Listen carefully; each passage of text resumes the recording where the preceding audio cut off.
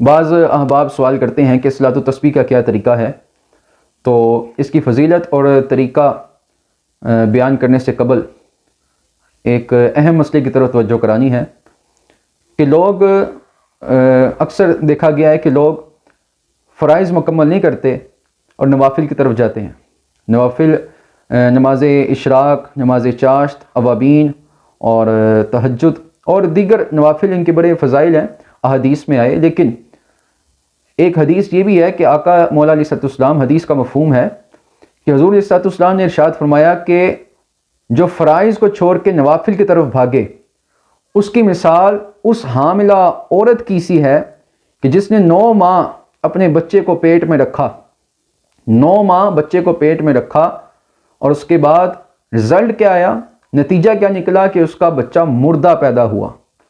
9 ماہ اس نے بچے کو پیٹ میں رکھا، 9 ماہ جو اذیتیں، تکلیفیں، مشقتیں اور جو امید لگائی بیٹھی تھی اس سب پہ پانی پھر گیا، اس کا بچہ مردہ پیدا ہوا۔ تو بالکل ایسے ہی ہے کہ جو فرائض کو چھوڑ کے نوافل کی طرف بھاگیں تو وہ ایسی ہے جیسے وہ 9 ماہ اس نے بچہ پیٹ میں رکھا تھا، یہ ساری زندگی نوافل پڑھتے رہتے ہیں، تسبیحات کرتے رہتے ہیں، فرائض کی طرف توجہ نہیں ہوتی، تو اس کا رزلٹ بھی بالکل ایسے ہی ہے۔ بہرحال صلاۃ التسبیح، بعض محققین فرماتے ہیں کہ اس کی فضیلت سننے کے بعد اس کو کوئی ترک نہ کرے گا لیکن سستی کرنے والا۔ اور حدیث شریف میں آتا ہے، حضرت عباس رضی اللہ تعالیٰ عنہ حضور کے چچا ہیں، آقا مولا علیہ السلام نے ارشاد فرمایا، اے چچا، کیا میں تم کو عطا نہ کروں؟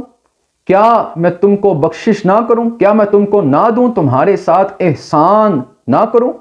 10 خصلتیں ہیں کہ جب تم کرو تو اللہ تمہارے سارے گناہ معاف فرما دے گا۔ وہ کیا؟ اگلا ہو، پچھلا ہو، پرانا ہو، نیا ہو، جو بھول کر کیا، جو قصدن کیا، چھوٹا اور بڑا، پوشیدہ اور ظاہر، یہ سب رب معاف فرما دے گا۔ اور پھر حضور نے صلاۃ التسبیح کی تلقین کی، یعنی یہ نماز پڑھنے سے گناہ معاف ہو جاتے ہیں۔ اللہ اکبر۔ اب اس کا طریقہ ذرا توجہ کیجیے گا، جو اسکرین پہ بھی آپ دیکھ سکتے ہیں، جس سے آپ کو زیادہ اچھا سمجھ آ جائے گا۔ طریقہ ترکیب جو سنن ترمذی میں لکھا ہے کہ تکبیر تحریمہ کہنے کے بعد، یعنی کانوں تک ہاتھ اٹھا کر پھر ہاتھ باندھ لے گا اور پھر ثنا پڑے گا، سبحانک اللہم و بحمدک و تبارک اسمک و تعالی جدک ولا الہ غیرک۔ ثنا پڑھنے کے بعد 15 مرتبہ وہ صلاۃ التسبیح کی تسبیح کرے گا۔ 15 مرتبہ وہ تسبیح کیا ہے؟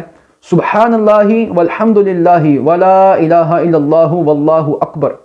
یہ 15 مرتبہ وہ تسبیح کرے گا، اور پھر اعوذ اور بسم اللہ، اور پھر الحمد شریف، سورہ فاتحہ اور سورت جس طرح دوسری نمازوں میں ملاتے ہیں سورت ملائے گا، اور پھر 10 مرتبہ پھر وہ صلاۃ التسبیح کی تسبیح وہ پڑھے گا۔ کتنی مرتبہ؟ اب پڑھے گا 10 مرتبہ، سبحان اللہ والحمد للہ ولا الہ الا اللہ واللہ اکبر۔ اب رکوع میں چلا جائے گا، رکوع میں سبحان ربی العظیم 3 مرتبہ کہنے کے بعد وہی صلاۃ التسبیح کی تسبیح 10 مرتبہ پڑھے گا۔